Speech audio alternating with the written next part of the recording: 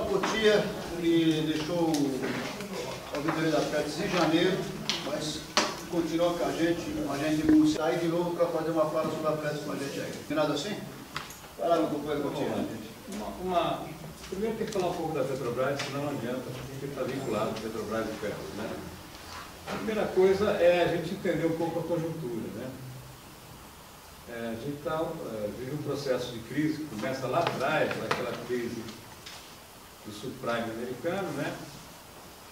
Que é a terceira vez que acontece isso lá, mas essa crise dessa vez tem um caráter diferente porque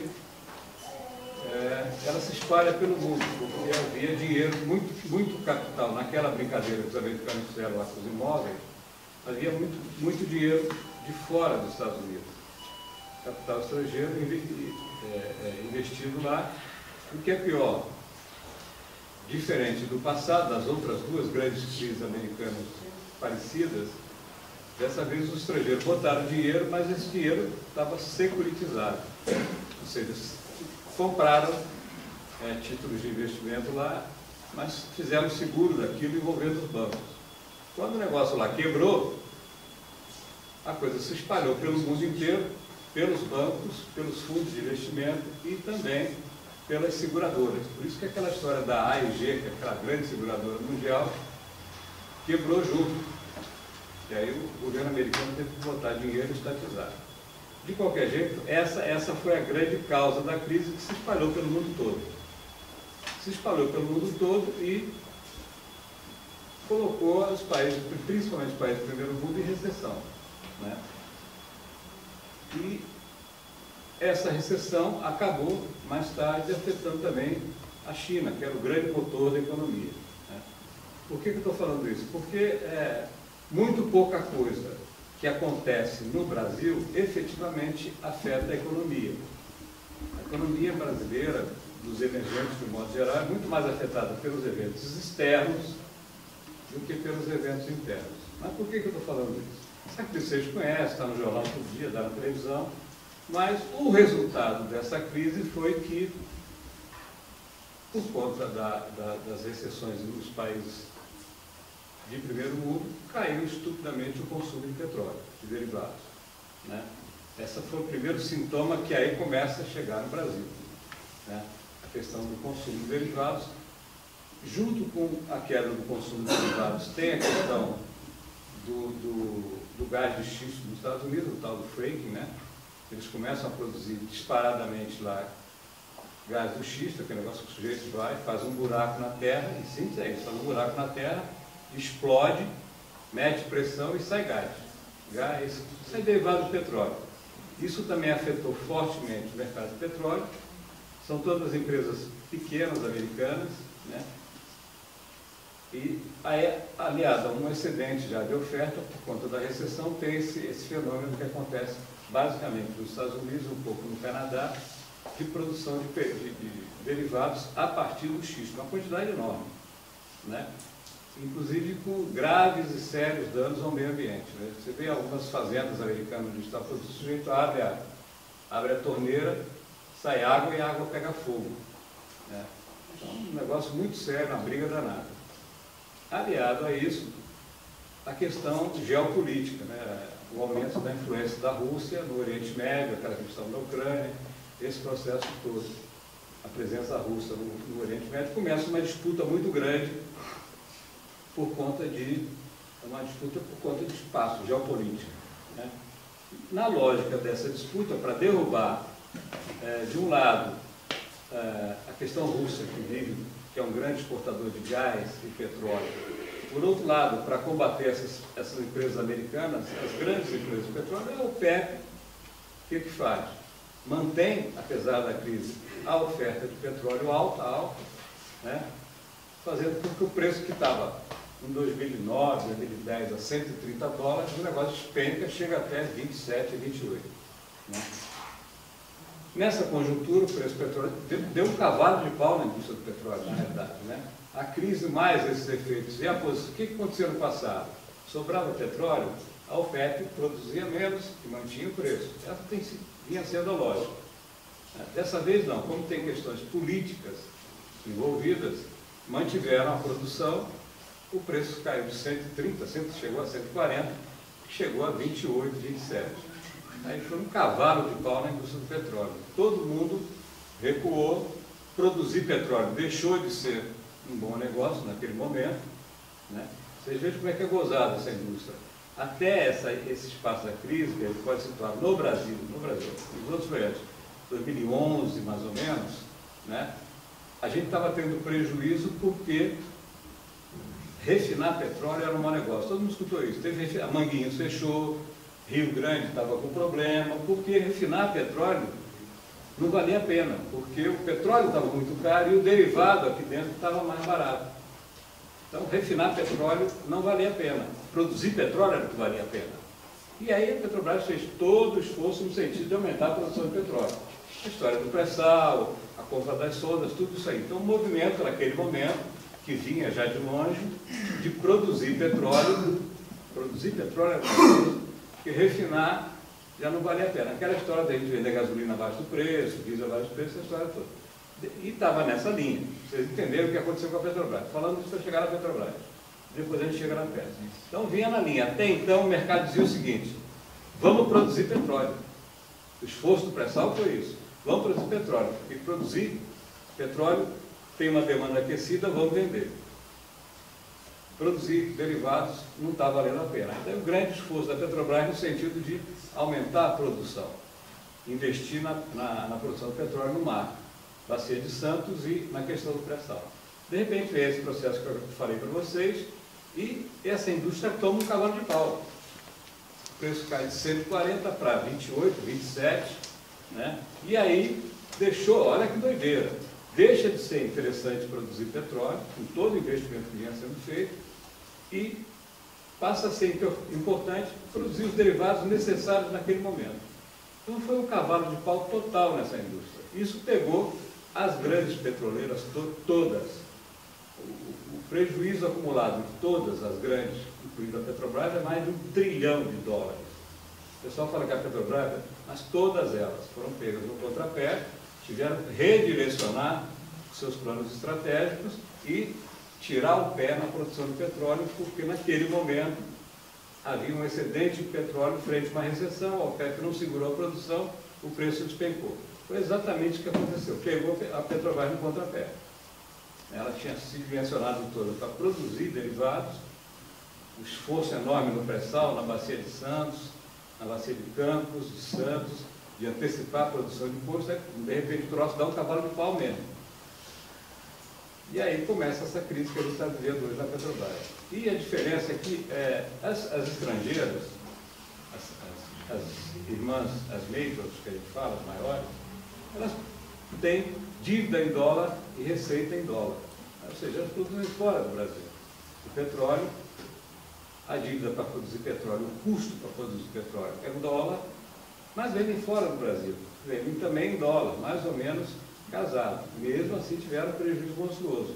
Nosso caso é mais complicado, porque a gente tinha que contrair dívida em dólares, compra de equipamentos, essa coisa toda, e estava produzindo basicamente e vendendo em reais. O que fez isso? A dívida em dólares da Petrobras aumenta estupidamente, né? Porque aliada a essa dívida que ela tinha em dólar, o real se desvaloriza 50% em relação ao dólar. De 2 ele chegou a R$4, né? $1. Então a dívida que já era grande em dólar dobrou, né? Essa é mais ou menos o desenho do que aconteceu com a Petrobras. Aliado a isso, essa é a grande crise externa que determina a economia. Não estou aqui querendo dar de economista não, mas são dados do balanço da Petrobras, para a gente entender o que aconteceu na Petrobras. Porque essa questão de malhar a Petrobras todo dia, parece que só aconteceu com a Petrobras. Não é verdade. Aconteceu com todas as petroleiras. Se você vê o balanço da Exxon, da Shell, da Chevron, é igualzinho o balanço da Petrobras, o mesmo problema. A diferença é que a receita deles era em dólar e a dívida em dólar. Então, por que o dólar disparou? Não, a gente chega lá. Não é meu papel não, mas eu tento dar umas pinceladas, a gente chega lá. Então, o que acontece? Aliado a esse processo, que é da economia mundial, outro dia estavam os economistas falando, olha, apesar da Lava Jato, essa história toda, O que efetivamente afeta a economia brasileira é a economia mundial. Hoje, qualquer movimento grande que a China faça, bagunça toda a economia brasileira. E a China está no processo de aceleração. Muito bem. Paralelo a esse movimento da economia mundial que já afetava o Brasil, surge a história da Lava Jato. Uma crise política, de disputa de poder, essencialmente uma crise política de disputa de poder, que usa como gancho central a Petrobras. Vocês vão perguntar, aqueles nomes citados receberam propina? Claro que receberam. Pelo menos 3 deles comprovadamente receberam propina. Ou 4, ou 5. Mas isso tudo aconteceu fora da empresa. As empreiteiras formam um cartel, vêm disputar as concorrências com carta marcada, pagando propina para esse pessoal. E 10 pessoas no máximo da Petrobras, fora da companhia. Quer dizer, a companhia não tinha nada a ver com isso. Esses caras, que eram diretores da companhia, gerentes da companhia, se envolvem nesse processo, né, de receber propina e superfaturar contratos. Né? Aproveitando esse episódio, já havia uma corrente, como sempre houve, uma corrente enorme que defende a abertura universal, a privatização da Petrobras, aproveita esse momento da Petrobras e, a partir daí, como a bandeira dos governos Lula e Dilma era a Petrobras, aproveita esse momento e estabelece uma tremenda crise política. E essa crise política, sim, aí o rapaz perguntou do dólar, essa crise política trava uma série de grandes empresas brasileiras e para a economia. Não há obra nenhuma com o governo, portanto, nada de infraestrutura elas podem fazer, né?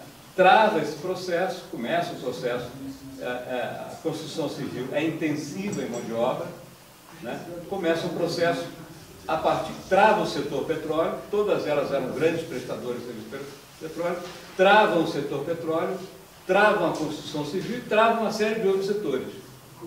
E aí a economia brasileira começa a criar uma crise econômica própria, em função da Lava Jato. E a Lava Jato, para mim, embora ela tenha pego uma série de pessoas que comprovadamente eram trambiqueiras, roubaram e tal, a Lava Jato virou um instrumento político de disputa de poder.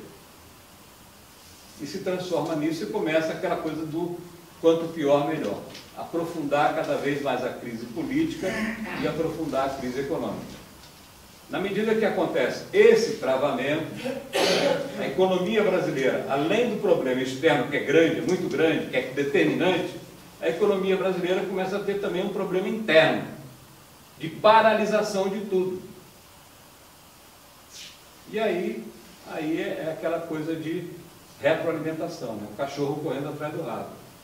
Crise provocando crise, e a economia vive de expectativa, e aí você começa a ter uma crise econômica brasileira, alimentada basicamente pela disputa de poder, no qual a Lava Jato é um instrumento importante. É mais ou menos isso, em grossas pinceladas, sem a pretensão de fazer análise econômica aqui. Hoje, de ontem para hoje, já começa a se falar no nome do Pedro Parente para presidente da Petrobras. A gente até achou que havia lá um entendimento, a própria CVM alertou que mudança na Petrobras nesse momento seria muito ruim, Comissão de Valores Imobiliários. Hoje está nos jornais aí que está quase certo, que é o Pedro Parente, que foi ministro de vários ministérios do Fernando Henrique, que defende claramente uma posição privativista. A bandeira dele é privativista. Então, vem coisa por aí. Aí a gente vê como é que isso nos afeta. Evidentemente que a Petrobras é a nossa maior patrocinadora. Nós, eu e vocês aqui, a maioria de vocês, acho que tem alguém PT2 aqui só? Não, nós todos, exceção dos novos, nós todos somos Petros 1.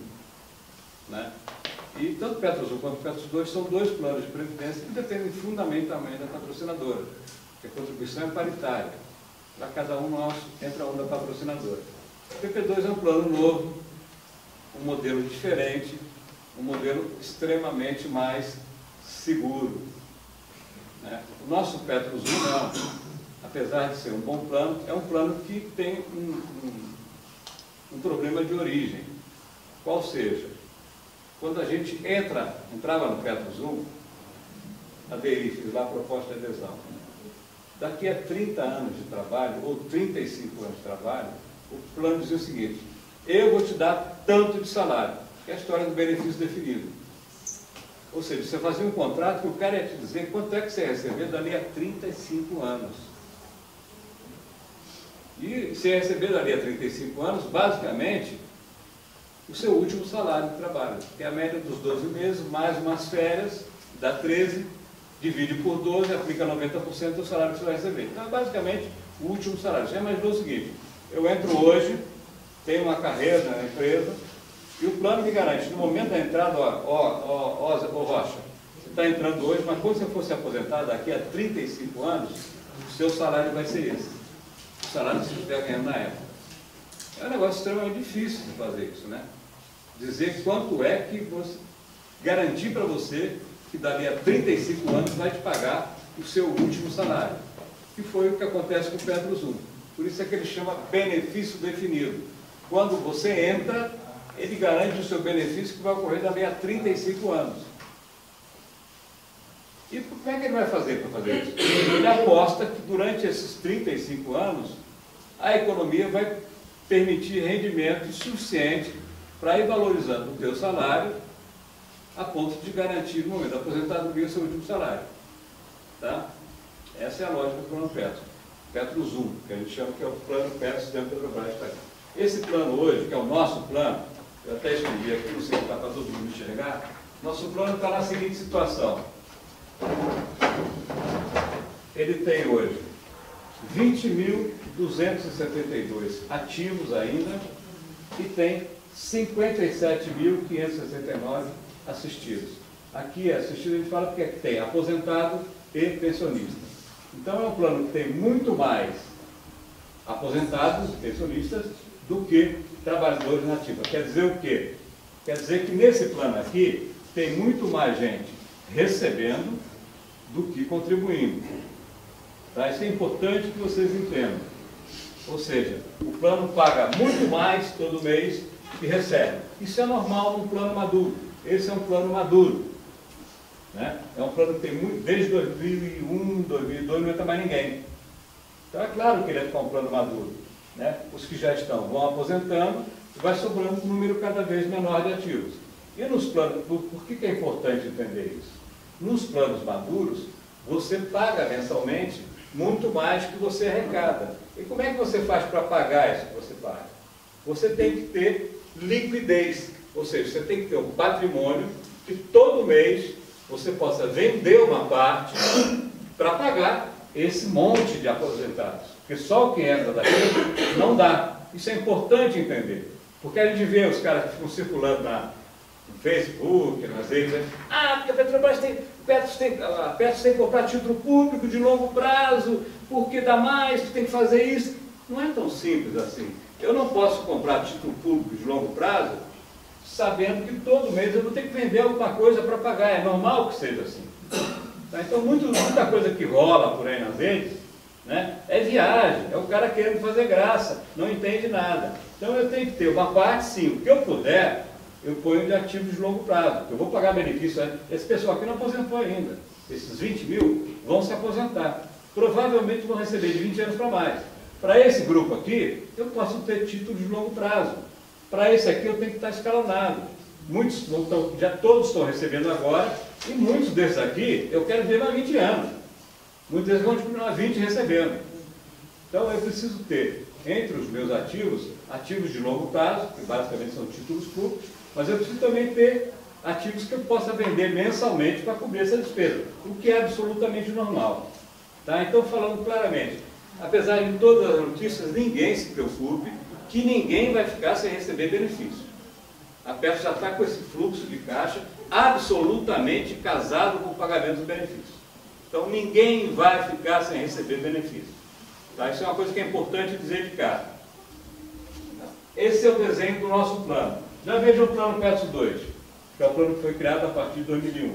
Ele tem, hoje, 48.600 ativos, todo mundo contribuindo, e 1.483 aposentados. Então, esse plano aqui, todo mês, entra absurdamente mais dinheiro do que sai para pagar esse pessoal aposentado. É o contrário, é um plano novo. Isso é normal. Eu só mostrei isso para vocês entenderem que a gente vê muita coisa na internet, que a Petros deixou de comprar título público, deixou... Não é tão simples assim. Né? No caso, o nosso plano é um plano maduro. Estamos chegando lá no nosso plano. O que acontece? Novembro fechou com um déficit de 15 bilhões. O que é esse déficit?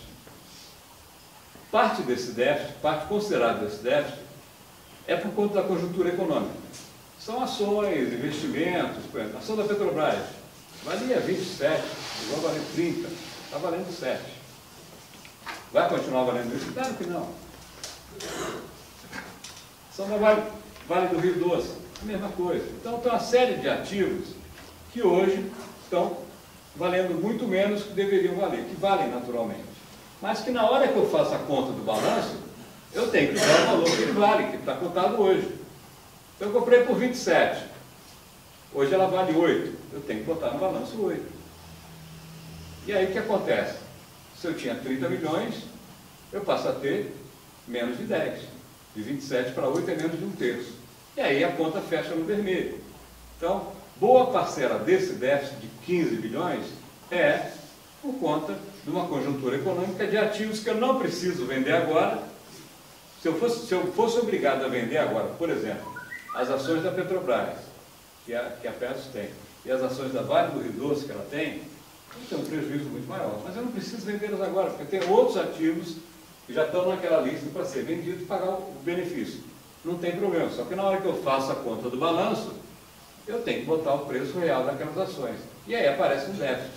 Nada mais é o quê? O que é o déficit? Está faltando dinheiro para pagar benefício? Não. O déficit é o seguinte, até morrer o último participante do plano Petros, daqui a 50 anos, pela conta de hoje, para garantir pagamento para esse último participante daqui a 50 anos, eu teria que ter 70 bilhões. Hoje, pela conta de hoje, eu só tenho 55, falta 15. Tá? Mas eu não vou pagar esse cara agora. Esse monte de gente que vai continuar vivo, eu não vou pagar agora. Eu posso pegar e esperar esse patrimônio aqui voltar aos valores normais da maior parte desse. Então, boa parte desse prejuízo a gente vai recuperar ao longo dos anos. A não ser que o Brasil afunde, o que não vai acontecer em hipótese alguma, né? E continue essa coisa que está. Você tem exemplo da Petrobras, mas também é exemplo de grandes empresas, de bancos, Votorantim, celulose, uma série de Klabin, uma série de grandes empresas que, no momento de recessão, estão com os preços comprimidos.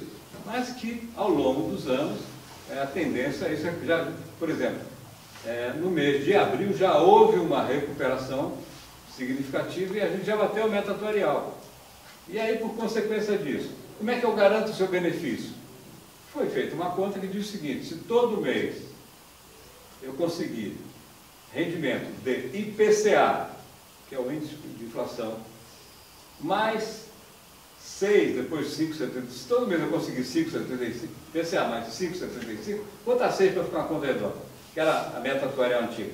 Se todo mês eu conseguir IPCA mais 6, IPCA vamos imaginar 10, todo mês eu tenho que conseguir 16. Se todo mês eu conseguir 16%, eu garanto que esse último cara vai receber.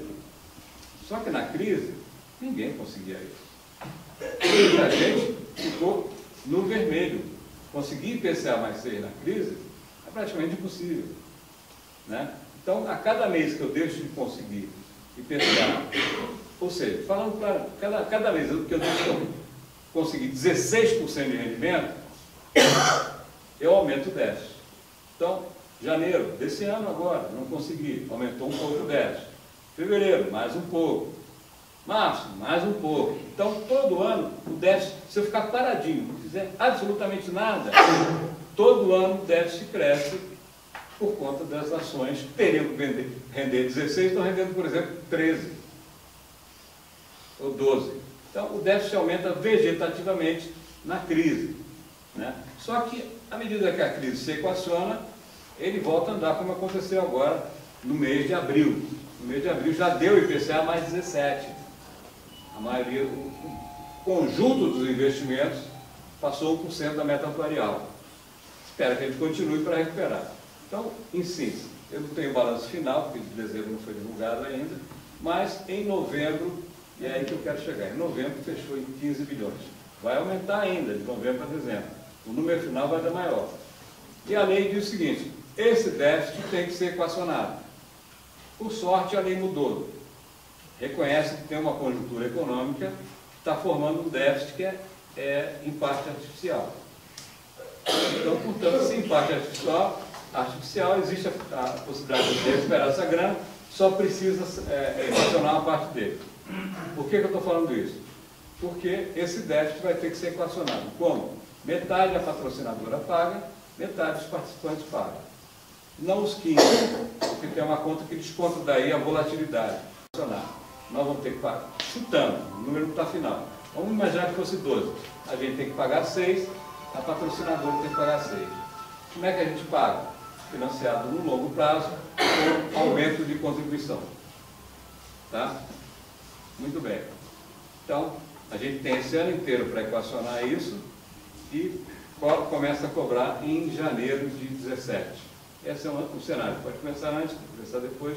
A Caixa Econômica já começou a cobrar, a FUNCEF da Caixa Econômica Federal já começou a cobrar em janeiro de 2016, porque o dele já tinha estourado antes. Né? Agora tem uma coisa importante desse déficit, que eu falei que parte dele vai voltar, que é conjuntural da economia. Agora tem uma outra parte dele que é estrutural do plano PEP. Por exemplo, vocês conhecem muito bem, os níveis. Os níveis era uma despesa que não estava prevista no plano. Foram 3 bilhões. Né? Embora vocês não tenham recebido, e deve estar para receber, né? Alguns, cabeça de juiz é um negócio maluco. Em Mauá, por exemplo, a gente conseguiu pagar o pessoal e travou nas pensionistas. E ninguém libera aquela porcaria. Já conferimos os cálculos, já tem acordo das duas partes, o juiz anterior já assinou o troço de acordo, trocou o juiz, a outra agora sentou em cima. Está difícil. Então, tem muitas receberam, mas algumas que ficaram, o companheiro morreu durante o processo e vice-versa, né? E que tinha diferença de cálculo, não conseguiu pagar ainda. Está lá travada, o Camilo, toda essa Assembleia que vai, nem puxa a orelha dela. Né? Mas não tem jeito. Mas o déficit, isso, por exemplo, não tem nada a ver com a economia. Era uma despesa não prevista, vai ter que ser coberta pelo plano. Uma outra que vocês não conhecem, vão me falar, que é mais complicada, é a história da família real. O que é a família real? A família real, e vai entrar nesse plano agora, é uma conta alta. Não está fechada ainda, mas é uma conta bem alta, mais alta que os níveis.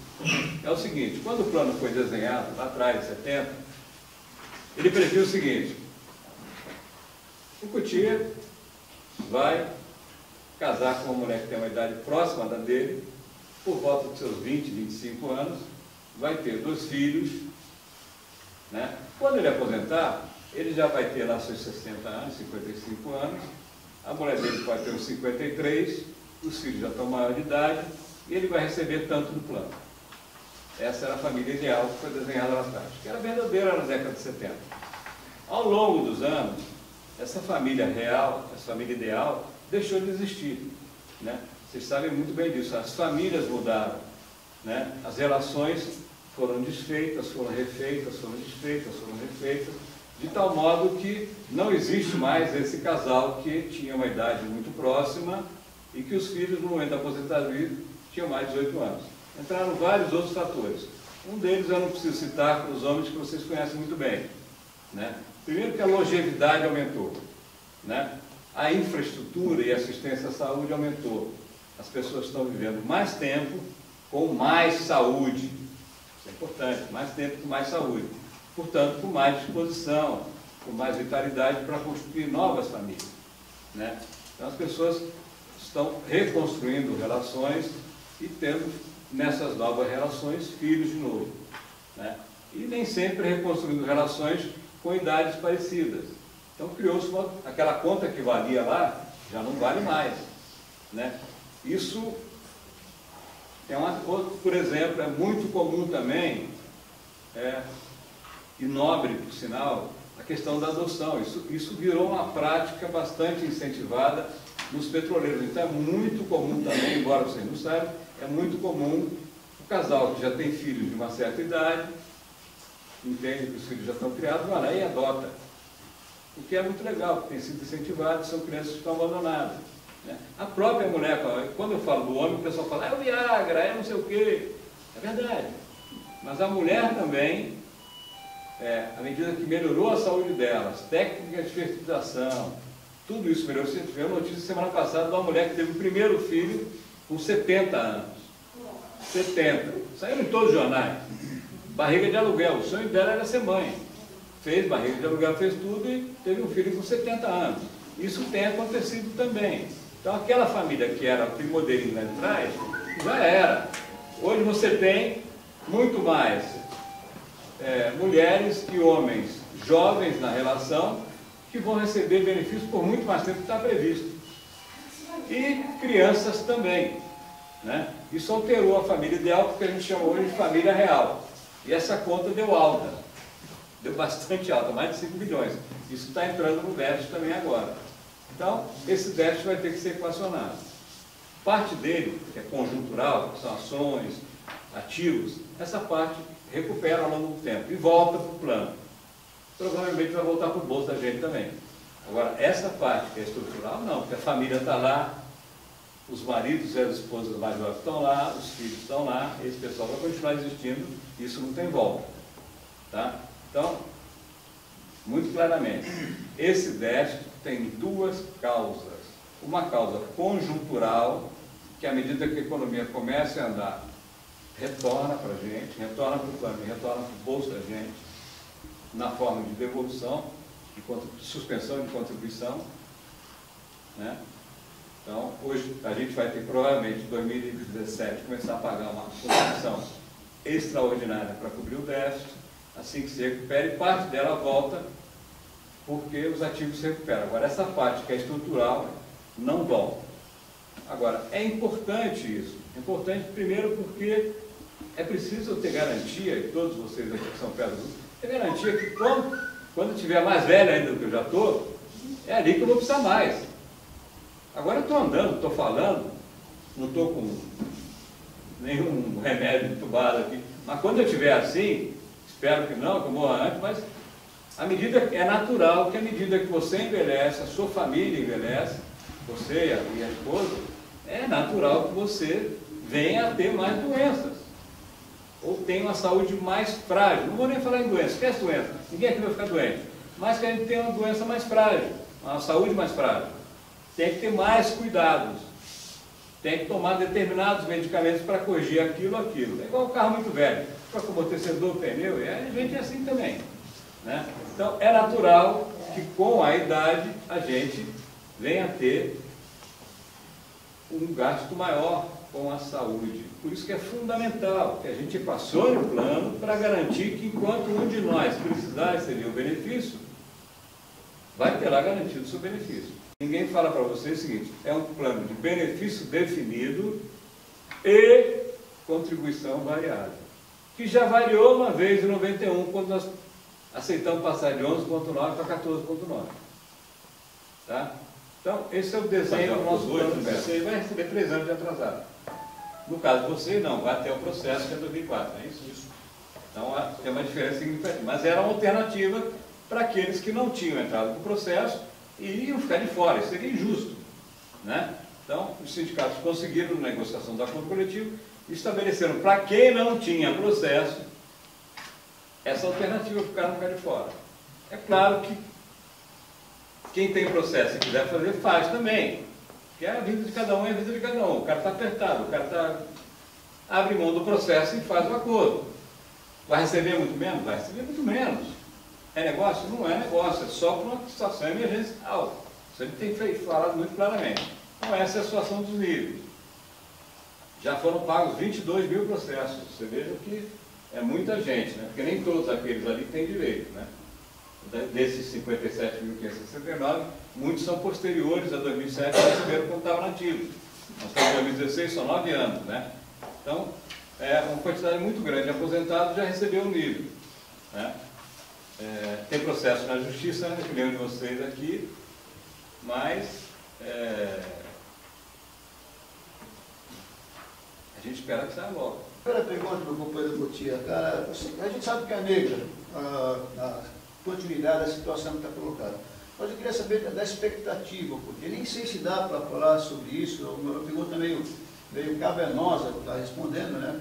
Mas qual é a expectativa da gente como fundo de pensão do POES? Você falou parte dela, você deve para um pouco mais. O que a gente espera do fundo de pensão com esse governo assaltado que tem, o assalto, o governo assaltado, o roubo que foi feito para colocar essa cúpula de bandidos que está no governo hoje, como é que fica o nosso fundo de pensão? Obrigado, pessoal. Obrigado. Deixa eu só falar uma coisa que eu esqueci, eu vou responder essa aqui, eu falei. E tem uma coisa, a parte boa que acho que ainda bem que não tem ninguém aqui, porque o pessoal que está aqui é primeiro. Mas a parte boa é o seguinte, boa para quem está aposentado e ruim para quem está ativo. Desses 20.297 aqui, né, que não se aposentaram ainda, há uma perspectiva concreta e real de mudança na regra da aposentadoria, tá? Por idade. Vai vir. E vai vir uma transição.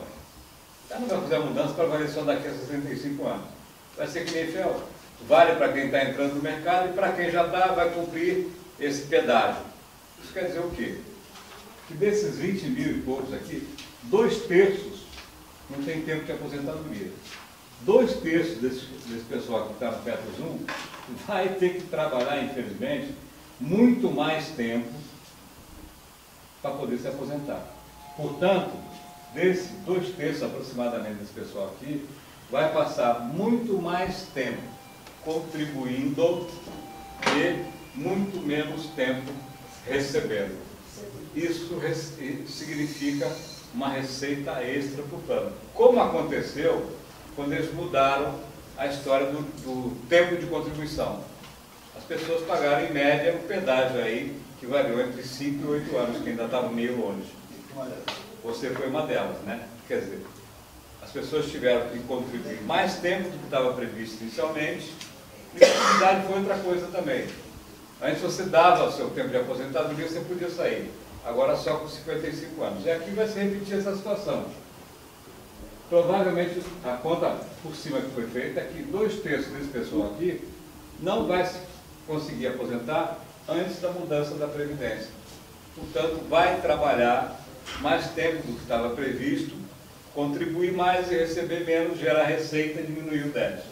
São coisas desse tipo que impactam o plano, ora negativamente e ora positivamente. A perspectiva do fundo de pensão é o seguinte: o plano PETROS 2 é extremamente saudável, é um plano diferente na fase de ativa a conta individual, tudo que você conseguir é seu, só vira coletivo no momento da aposentadoria, quando a reserva está constituída.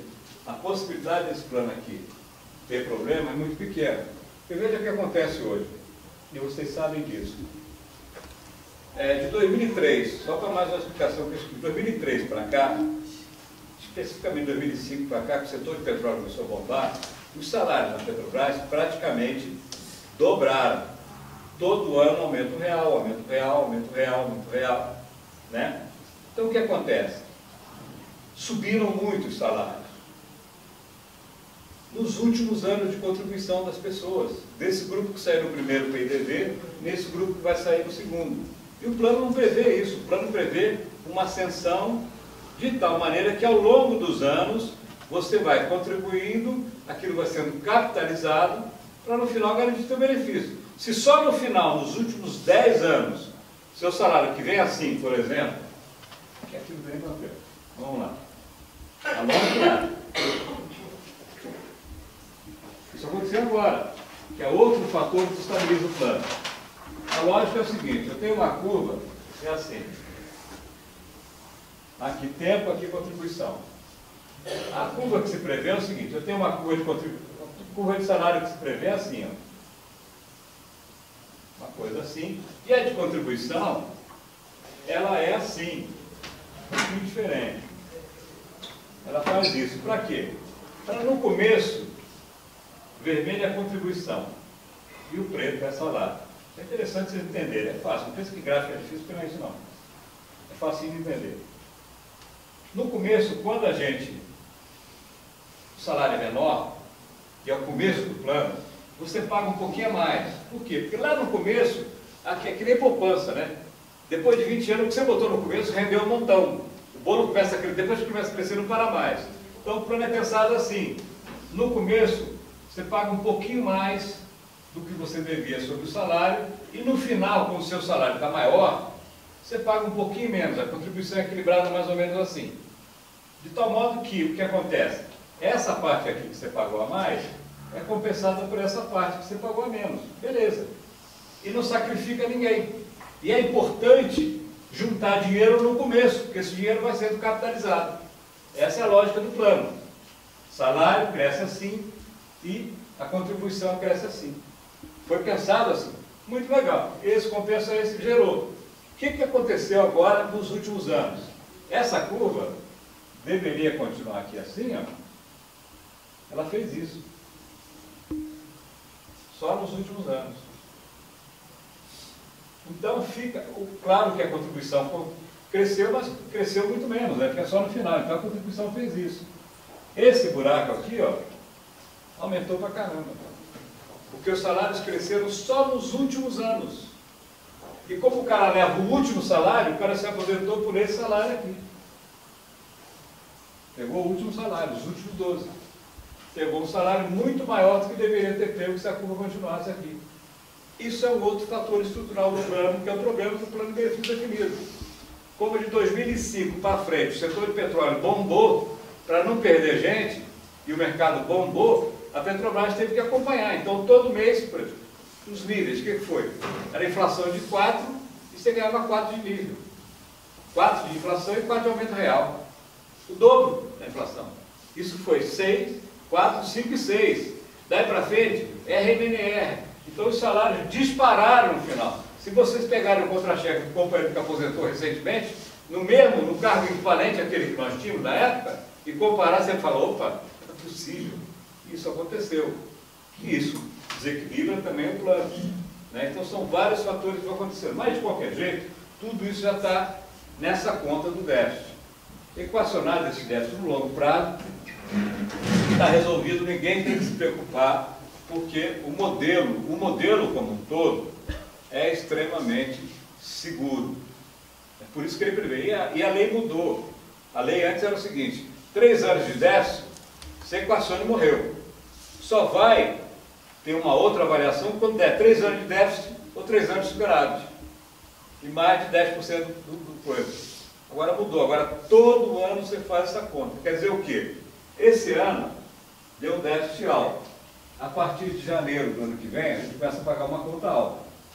Só que no final do ano, se fechar melhor, tem que fazer a conta de novo e devolver parte da contribuição, entendeu?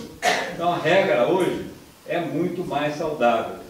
Assim que o plano começar a se recuperar, a gente começa a ter redução dessa contribuição e pode até ter superávit por conta daquela brincadeira que eu falei aqui. Do pessoal que ia se aposentar e vai poder se aposentar mais. Entendeu? Esse plano está sujeito a muitas variáveis, por isso que ele é extremamente complicado. Aí tem mais. Se não sair a cisão rapidamente, as pessoas estão entrando com o processo. Quem não repactuou, aí não vou entrar nessa discussão. É direito de cada um fazer isso ou fazer aquilo. Agora, as pessoas estão entrando com processos cobrando RMNR e plano de cargos. Se ganharem, é conta para o plano.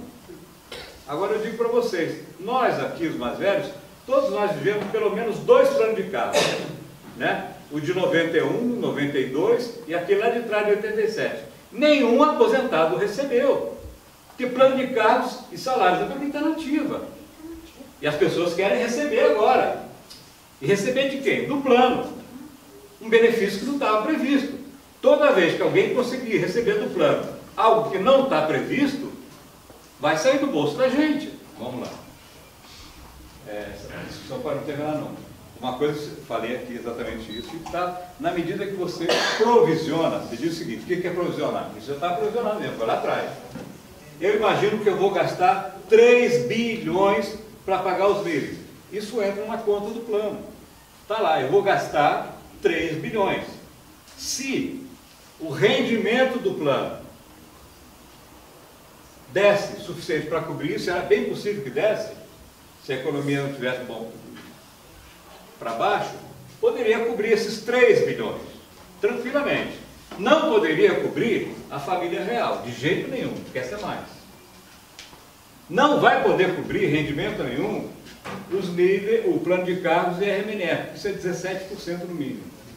Então, todo evento diferente que acontecer, dificilmente a economia vai cobrir. Agora, ao longo dos anos, veja bem, ao longo dos anos, por exemplo, outra coisa, o plano, no começo, não previa aposentadoria especial.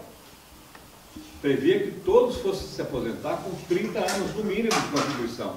E muita gente aposentou com 25, com 22, com 23, fazendo a conversão. E o plano conseguiu cobrir sem cobrar nada de ninguém. Não é isso? O plano econômico deu correção zero para o plano, congelou ativo, o plano conseguiu cobrir sem cobrar nada por ninguém. Nesse momento da economia ruim, não vai conseguir cobrir. É exatamente isso. Pode ser que no futuro, a economia volta a bombar, a gente consiga cobrir, por exemplo, parte da família real não ter que cobrar. Esse dinheiro volta, é isso que eu estou falando. Agora, imaginar, o plano se chama, eu falei aqui hoje, o plano se chama benefício definido e contribuição variável. Ou seja, toda vez que eu tiver que alterar a contribuição para mais ou para menos, em função daquele benefício que eu te garanto daqui a 35 anos, ele vai mudar. Por isso é que nós, apesar de não servir para mim, não servir para vocês, nós fizemos na época uma discussão enorme da repactuação e da necessidade de construir um plano diferente. Lembram disso? Por que surgiu o Petros II? Porque a gente dizia o seguinte, é pena que todos não tenham participado. A gente dizia, e eu me arrebentei, tomei muita porrada por aí para isso. A gente falava o seguinte, o plano Petros I é um bom plano, mas ele é de difícil previsão. Ele tem muitos componentes que ao longo do tempo podem introduzir um déficit. Isso sempre, todo mundo sempre soube. Nós já tivemos que aumentar a contribuição uma vez. Em 91 foi que ela passou para 14,9. Tem que explicar. Por que você não paga 14? Porque o plano é o seguinte, ele é que nem tabela do imposto de renda. O salário até tal paga 1,99, não é isso? Ponto qualquer coisa. De tal a tal ele paga um pouco mais e só na última faixa que ele paga 14,9. Quando você soma tudo, dá uma contribuição média de 9% para a maioria das pessoas. Tá? Só para quem ganha próximo do teto, dá uma contribuição mesmo para esses, para quem ganha lá no teto, que não é o nosso caso, dá uma contribuição média, a contribuição média máxima do plano é 11%. Ninguém paga 14,9%. A maior faixa é 14,9%. Os votos, ou seja, nós estamos delegando para esses caras nos representarem, porque a gente não aparece para votar. A média de eleição, o maior teto de eleição é 27%. Quer dizer, como é que a gente quer cobrar? A gente tem que entender, tem que participar desse processo eleitoral. E olha, desde que começou essa eleição, esses 2 cargos são ocupados pelo Rio de Janeiro, por pessoas do Rio de Janeiro, nada contra, mas representa uma parcela da categoria só. Ou, eventualmente, por pessoas vinculadas a ele. E uma vaga é dos aposentados, uma vaga é dos ativos, e a terceira vaga é do mais eleito, aposentado ou ativo. E a gente não consegue. Toda vez que a gente disputa mano a mano, que digo a gente, é São Paulo, Paraná, Minas, os outros estados que tem um monte, a gente não consegue eleger um conselheiro. Que tem isso, quer dizer, então é um pouco mais complicado, né? É um pouco mais complicado. E eu falo Rio de Janeiro sem nenhum demérito, aqui sem nada, mas que o que acontece é que no Rio de Janeiro a empresa tem muito mais influência, muito mais na conjuntura desse, não que sejam conselheiros ruins, hein? Né? Mas os interesses são outros. a Petrobras gerencial está lá, sendo muito claro. A Petrobras gerencial está lá. O cara não tem como, ele vai sair, entrou sem eleição, vai sair sem eleição, não vai disputar mais nada, né? Vamos ter que duplicar a vigilância, né? É um processo agora. Estou desanimado, a gente não. A gente fez 2 greves por ano, quanto tempo? Parou esse país uma vez 35 dias. Não tem que ir para a trincheira de novo, é resistência. Primeiro é o seguinte, cada um acredita no que quer, assiste o que quer, lê o que quer. É liberdade total. Né? Aí eu não vou entrar nem nessa discussão. Posso dar alguns exemplos. Gabriel, ex-presidente da Petrobras, já tentaram de tudo quanto é maneira incriminá-lo. Zero, não conseguiram nada, nada. Nenhum sindicalista do petróleo, que sai todo dia na ver, estão acusando agora o sindicalista, saiu na revista na época, a acusação agora é que eles foram muito legais, os sindicalistas que estavam na direção da empresa foram muito generosos para com os trabalhadores, concedendo aumentos acima da inflação. Se isso é corrupção, vamos encher desses corruptos lá.